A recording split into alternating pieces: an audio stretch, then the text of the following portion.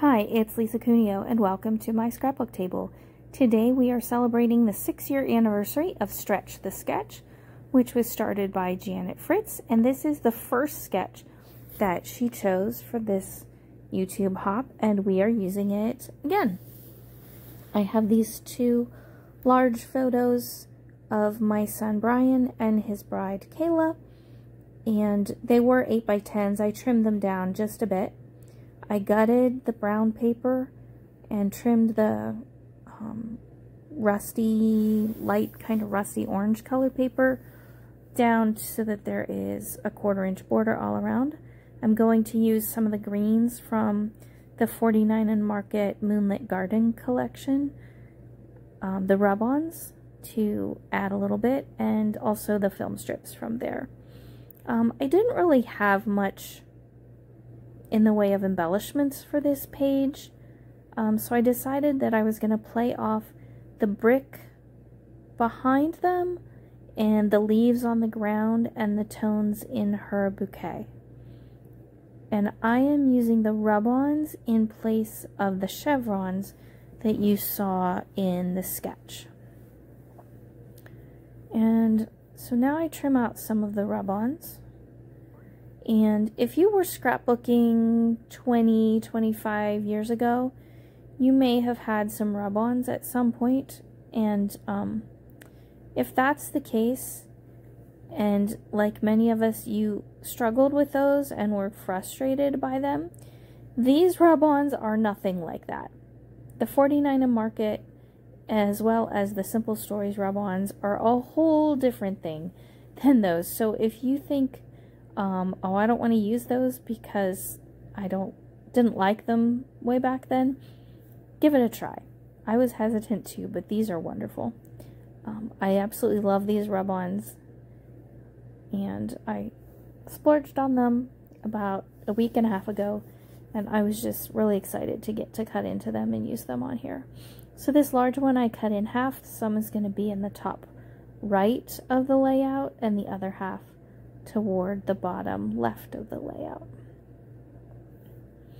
When I pulled these photos to work on with this, I wasn't sure if they were before the ceremony and done separately when she had the bride and groom outside, or if they were afterwards when they were there together. But then I realized I could see Brian's wedding ring, so I know that these were taken just after the ceremony. And now I'm thinking about, where am I going to put this? I toyed with putting it toward the bottom, and then I decided they were going to go more in the middle, but I am offsetting them. Everything on the right is a little higher than everything on the left. And now I'm looking at what other rub-ons am I going to add. And there's that palm tree looking one. It's not really a palm tree, but I don't know what else to call it. I cut it out. If I had planned better, I think I could have used it. But when I went to glue it down, it just wasn't going to be right. So I tucked that away to use on something different. I have a butterfly on the right side. And while I considered cutting out some birds for the left-hand side, I ended up just sticking with the greenery and some of the butterflies. Yeah, there's where I think about the birds. And I'm like, no, because there's no birds on the other side. There's also that swatch of color at the top, and I do end up tucking that along Brian's photo to the left. And now I'm cutting a little more.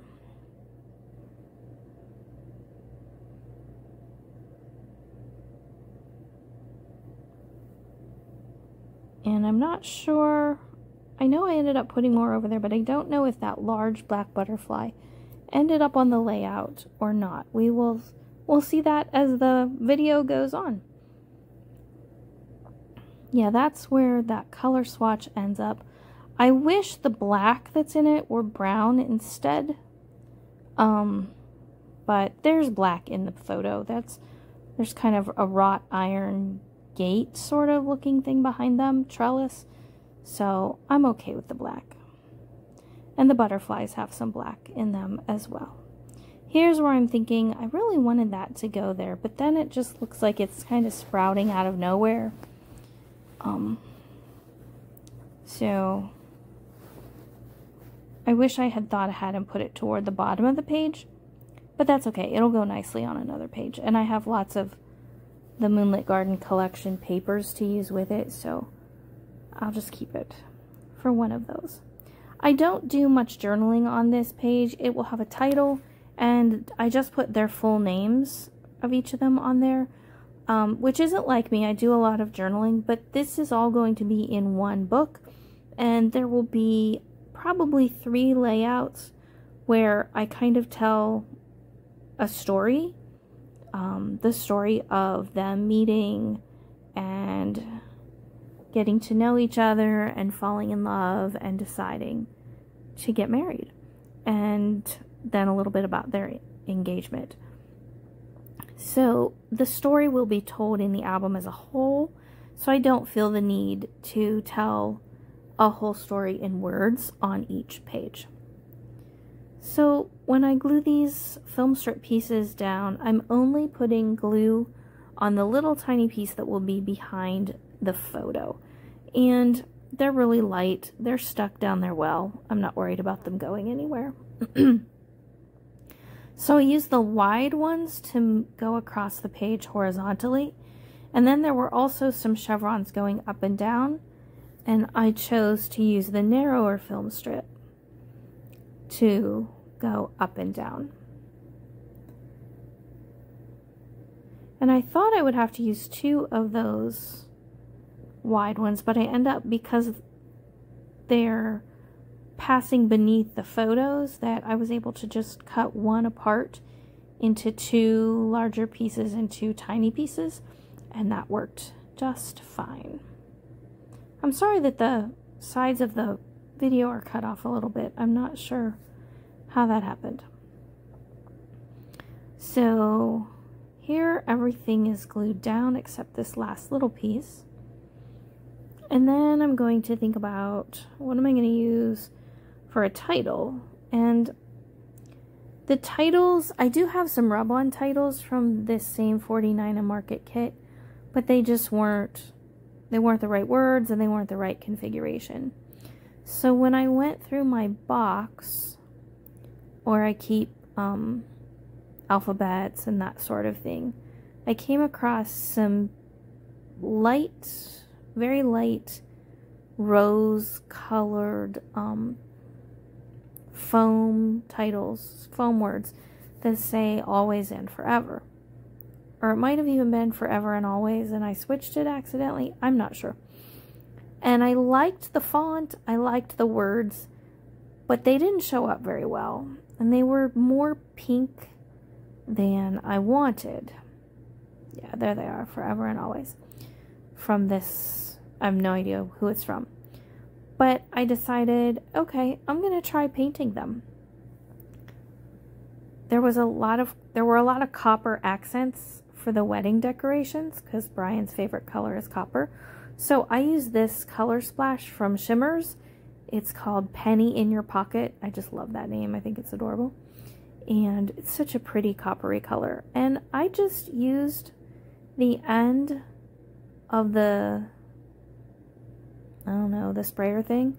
I never use it as spray. I just paint with it or splatter it. And I painted those and I let them set overnight to dry. And you'll see in the still shots how that turned out. Thanks for joining me today. Thank you, Janet, for hosting Stretch the Sketch. I have fun with it each time, and I'm showing you where I'm going to put that title there. If you haven't already, I would love it if you'd subscribe, and if you like this video, click the thumbs up. The still shots are here. Thanks again for joining me today. Goodbye.